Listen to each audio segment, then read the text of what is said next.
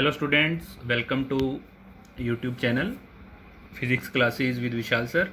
Now we will discuss our next topic of unit second. In continuation, this is our sixth lecture about this unit. In the previous topic we will discuss the two laws Kirchhoff rules, that is first law is Kirchhoff current law and the second is about Kirchhoff voltage law. These are the another pronunciation that can be used about the Kirchhoff rule. C for current जिसमें हमने पढ़ा था junction rule and V for voltage जिसमें हमने पढ़ा था कि total summation जो है क्लोज लूप में पोटेंशियल डिफरेंस कितना होता है, zero.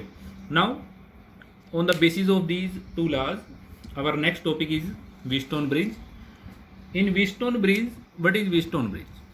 If we have four resistances which are connected to each other with the help of a galvanometer. मतलब हमारे पास 4 रेजिस्टेंसीज है जो हमने गैल्वेनोमीटर के साथ अटैच करनी है.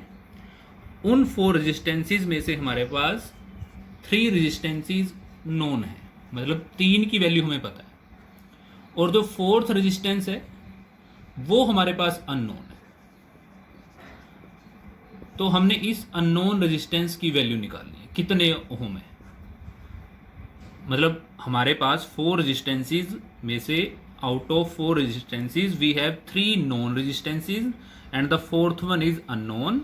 And in Wheatstone bridge we have to calculate the value of 4th resistance with the help of these 3 resistances. मतलब हम 4th की वैल्यू कैसे निकालेंगे? इन 3 रेजिस्टेंसीज की हेल्प से. और वो कैसे करते हैं ये हमें व्हीटस्टोन ब्रिज एक्सपेरिमेंट से पता चलेगा. सबसे पहले this method was first suggested by the scientist Sir Charles F. Wheatstone. So after the name of scientist, this topic is Wheatstone Bridge in 1843. सबसे पहले इस मेथड को सजेस्ट किया था. और इस मेथड में हमारे पास जनरल मेथड में क्या है, हमारे पास 4 रेजिस्टेंसीज होंगी. उन 4 रेजिस्टेंसीज को हमने कनेक्ट करना है और एक अननोन रेजिस्टेंस की वैल्यू निकालनी है हमने with the help of 3 known resistances. तो इसके लिए हम सबसे पहले इसके लिए कंस्ट्रक्शन के लिए डायग्राम बनाते हैं. अब हमारे पास क्या है सर्किट में, जो 4 रेजिस्टेंसीज हैं these are connected like this.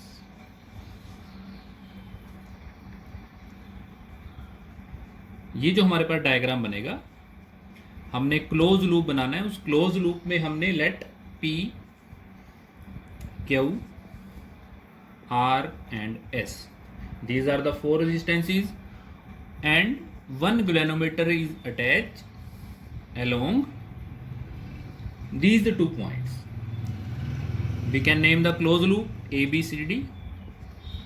Galvanometer is attached to the point B and D. This galvanometer act as a bridge between point B and D. क्योंकि ब्रिज का काम कर रहा है तो इसलिए इसका जो टॉपिक का नाम हमारे पास क्या बनता है, व्हीटस्टोन ब्रिज. अगेन हम बैटरी कनेक्शन प्रोवाइड करेंगे.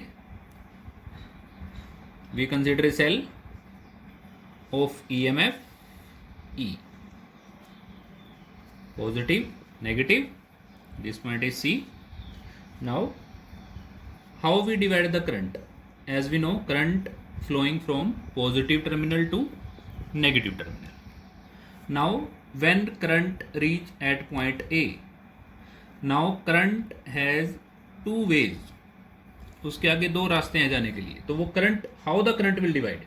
Let the current in AB will be I1. In the branch AD it is I2. हमने क्या कंसिडर किया कि ब्रांच AB में करंट कितना है I1, AD में कितना है I2. और जो हमारे पास अब करंट I1, जब करंट I1 B पॉइंट पे जाएगा तो उसमें से current IG, G is for galvanometer, मतलब गैल्वेनोमीटर में कितना करंट चला गया IG. तो कितना करंट बचा हमारे पास? I1 में से IG गैल्वेनोमीटर में चला जाता है. The remaining current is I1 minus IG. That will go to the resistance Q. Now this current is IG and this current is I2. So these 2 currents when reach at point D, so they will add up either I2 plus IG. I2 plus IG current will flow in the resistor S. So this is the method how we will divide the current. हमने क्या देखा कि current हमारे पास 4 part में divide हो चुका है, 4 resistors and 1 galvanometer. Now in this case we have 2 loops. ये हमारे पास 2 क्लोज लूप बने हैं. 2 क्लोज लूप कौन कौन से बन चुके हैं? अब जैसे हमने डिस्कस किया था कि किरचॉफ लूप रूल लगाने के लिए हम डायरेक्शन जो है वो क्लॉकवाइज भी ले सकते हैं और एंटी क्लॉकवाइज भी ले सकते हैं. So let the direction of current, direction of traversal is clockwise. मतलब जिस डायरेक्शन में हमने ट्रैवल करना है वो कौन सी डायरेक्शन है? Clockwise in loop 1 and in loop 2. Now सबसे पहले हम किरचॉफ लूप रूल अप्लाई करेंगे A B D A, क्योंकि A से B जाएंगे तभी क्लॉकवाइज डायरेक्शन बनेगी. A B D A. तो हम यहाँ क्या लिखेंगे? In closed loop A B D A. तो इस लूप में हमारे पास क्या आएगा? अब यहाँ हम डायग्राम में क्या देखते हैं? A to B. हम करंट की डायरेक्शन में जा रहे हैं, तो करंट की डायरेक्शन में जब जाएंगे तो क्या होगा? हम क्या कौन सा साइन लेते हैं? नेगेटिव. So negative. और पोटेंशियल ड्रॉप हमारा कितना है रेजिस्टर P में? पोटेंशियल ड्रॉप क्या होता है? V equal to I are.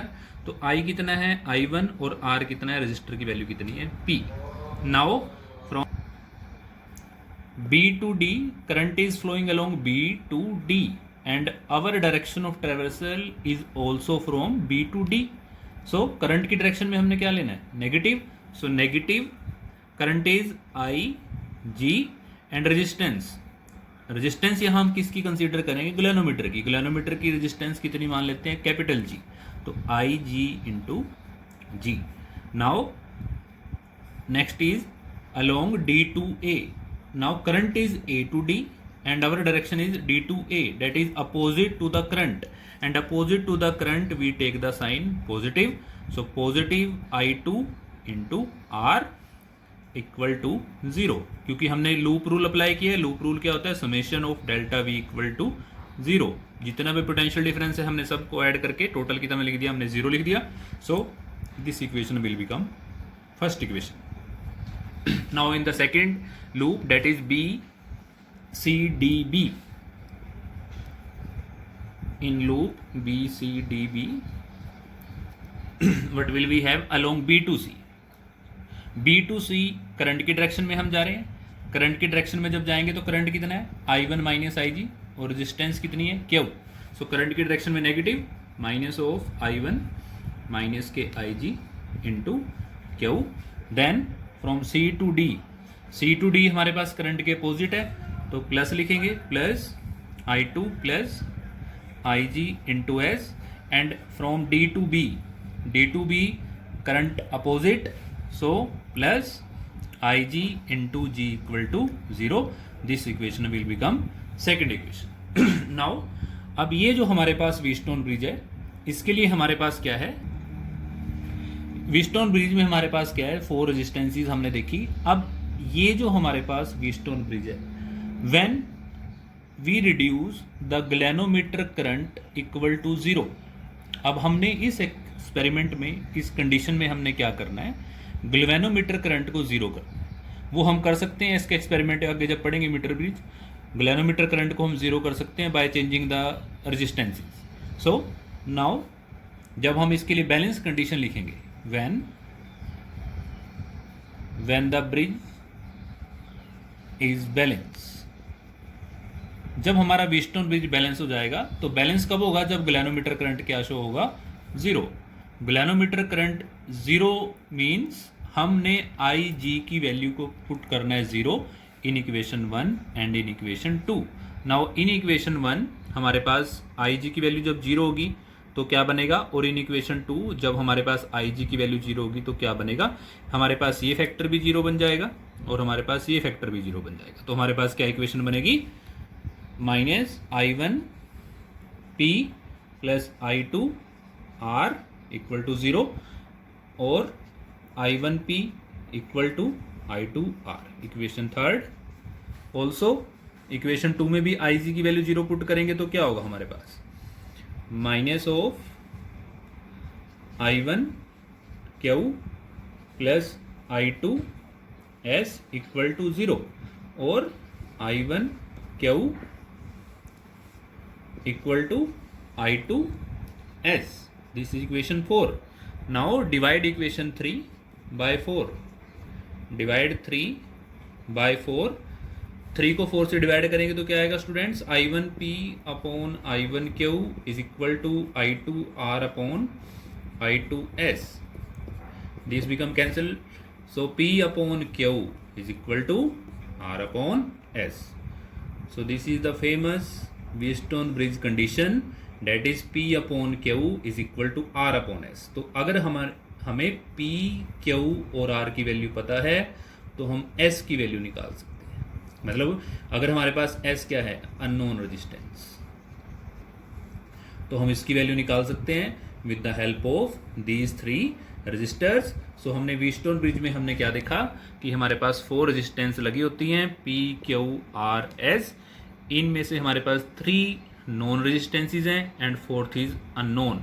So with the help of Wheatstone bridge we can calculate, but the main condition is जब हमारे पास गैल्वेनोमीटर करंट 0 होगा तभी हमारे पास एक कंडीशन आएगी. तो गैल्वेनोमीटर करंट जब 0 जाता है तो उस कंडीशन में हम कहते हैं कि व्हीटस्टोन ब्रिज इज बैलेंस.